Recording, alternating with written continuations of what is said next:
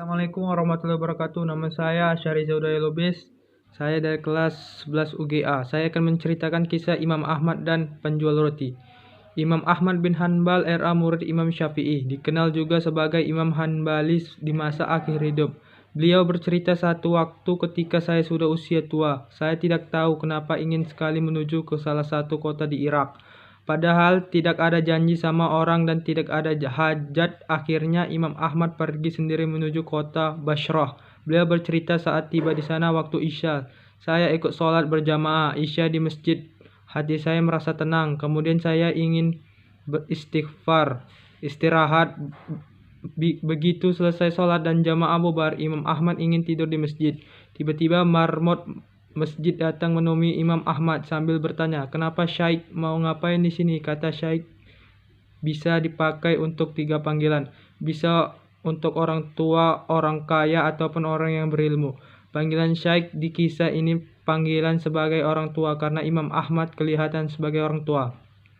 Marbot tidak tahu kalau beliau adalah Imam Ahmad, dan Imam Ahmad pun tidak memperkenalkan siapa dirinya di Irak. Semua orang kenal ahli hadis, sejuta hadis dihafalnya. Sangat hadis, soli dan zuhud. Zaman itu tidak ada foto sehingga orang tidak tahu wajahnya.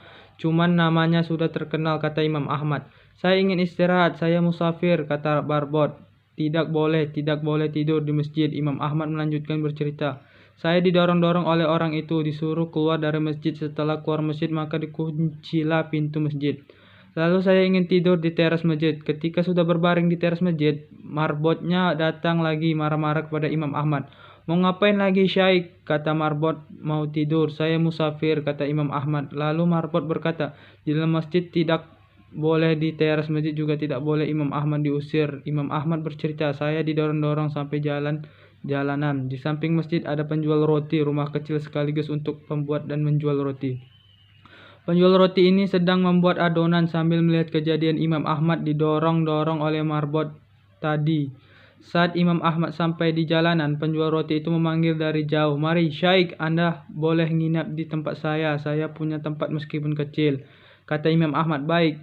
Imam Ahmad masuk ke rumahnya, duduk di belakang penjual roti yang sedang membuat roti. Dengan tidak memperkenalkan siapa dirinya, hanya bilang seperti musafir. Penjual roti ini punya perilaku tersendiri. Kalau Imam Ahmad ngajak ngomong, dijawabnya. Kalau tidak, dia terus membuat adonan roti sambil melafalkan istighfar.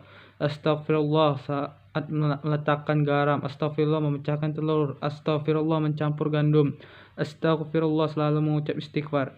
Imam Ahmad memperhatikan terus, lalu Imam Ahmad bertanya, "Udah berapa lama kamu lakukan ini?" Orang itu menjawab, "Sudah lama sekali Syaikh, saya menjual roti sudah 30 tahun. Jadi semenjak itu saya lakukan." Imam Ahmad bertanya, "Apa hasil perbuatanmu ini?" Orang itu menjawab, "Lantaran wasiah istighfar, tidak ada hajat yang saya minta kecuali pasti dikabulkan Allah.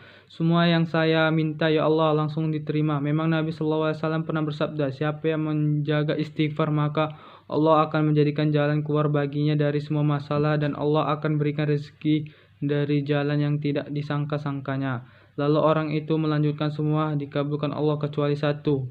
Masih satu yang belum Allah kabulkan." Imam Ahmad penasaran, kemudian bertanya, "Apa itu?" Kata orang itu, "Saya minta kepada Allah supaya dipertemukan dengan Imam Ahmad." Seketika itu juga Imam Ahmad bertakbir, "Allahu Akbar, Allahu Akbar.